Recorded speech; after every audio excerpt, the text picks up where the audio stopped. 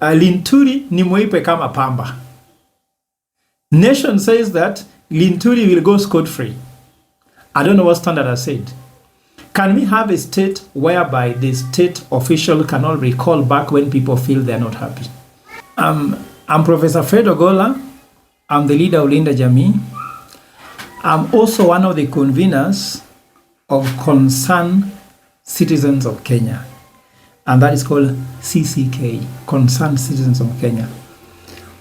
Concerned Citizens of Kenya are going to do a convention, what we call Sovereignty Convention.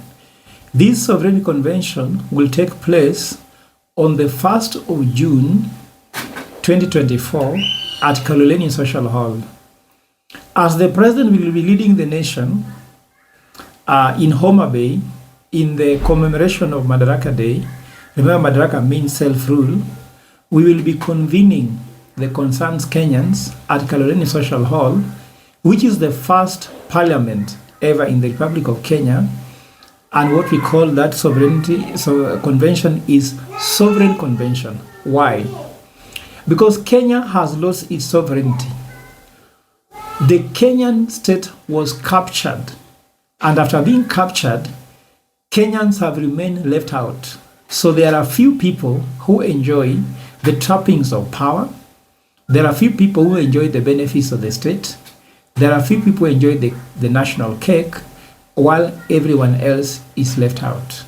So this state capture has become so serious that we have Article 1 of the Constitution which says that Kenya sovereignty belongs to the Kenyan people. But unfortunately, this sovereignty is a false sovereignty. Implementing this sovereignty has become impossible until we amend Article 1 of the Constitution that allows the people to directly donate their power and also directly recall the power. As it stands currently, the people has got the right to donate their power in an election, which they give to the president, they give to the state officers, but they have no mechanism to recall that power.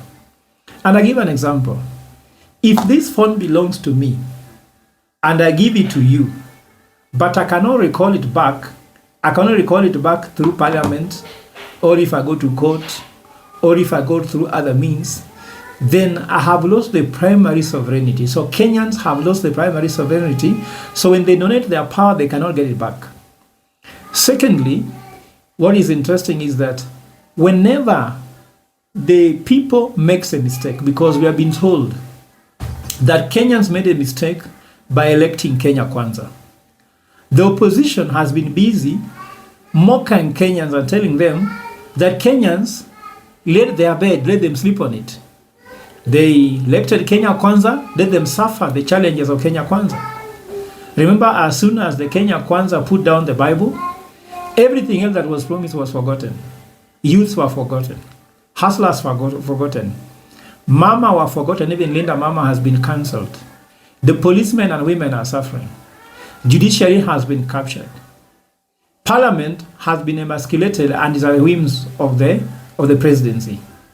Treasury has been overtaken where the president can borrow money directly at his own whims. Yet, according to us, Treasury should never ever allow the president to borrow money on their behalf. Treasury should borrow money on their own behalf and implement according to. So, Kenya has been taken over.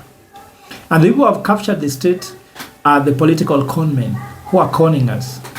So, it's the same thing is that even if Kenyans made a mistake, want to remind Kenyans that we shall be there for them. I'm among them. I'm not saying I voted the Kenya Kwanza government, but I'm trying to say I'm among the Kenyans who feel defranchised. So we want to give Kenyans a chance, not just in this current government, but any other government coming, that if the Kenyans feel they made a mistake by electing you, then you don't implement what you promised them, they can recall you back. This has happened in South Africa.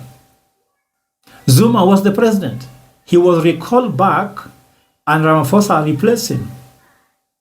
It has happened several. Since Tony Blair left, we have had Gordon Brown. We have had Theresa May. We have had several leaders taking over as prime minister. They cannot implement the whole home. Boris Johnson was there. He came and gone.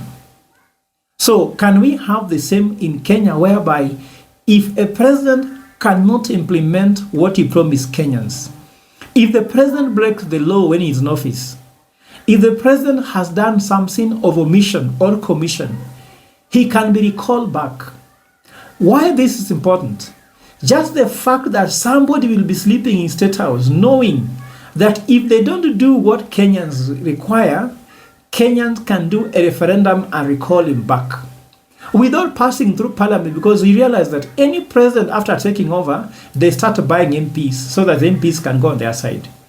Like now we have a situation whereby Nakumicha was due for being impeached. It might not happen. Linturi, in daylight, was proven to have caused the fake fertilizer scam. Now, Parliament should impeach him. Of course, 149 parliamentarians voted to impeach him. 36 voted not to impeach him. But eventually, he is going to survive because the committee to investigate him will realize that he made no mistake. Like today, Taifa Leo says, Linturi ni mweupe kama pamba. Nation says that Linturi will go scot-free. I don't know what Standard has said. Can we have a state whereby the state official cannot recall back when people feel they're not happy? Remember, election is not like a marriage. In a marriage, as a Catholic, I believe a marriage is a covenant. To my wife that I'm married to her, there is no exit clause. And it is until death do us part. This is not the same way with the presidency. It's not the same way the deputy presidency. It's not the same way with governors, senators, MPs, MCs. So we are going to amend Article 1 of the Constitution to give us powers to recall the president under what is called doctrine of necessity. When it is absolutely necessary, let us not talk about how much money it will cost, but let us recall the president so that at least we can go through another election so Kenyans can donate their sovereignty to whoever else they think they can. And we have revised the constitution in such a way that after recall the president, immediately recall the president, the Speaker of the National Assembly will take over as the head of state for 60 days when we are arranging an election. Then we can elect a new president to get to office. We need to put provision there that in case the deputy president, the Speaker of the National Assembly cannot do it, or the Speaker of the Senate cannot do it, Deputy Speaker can come in, and of the National Assembly or the Senate. So we have put all provisions. It is really legal proof. I've consulted some of the best legal minds in the country.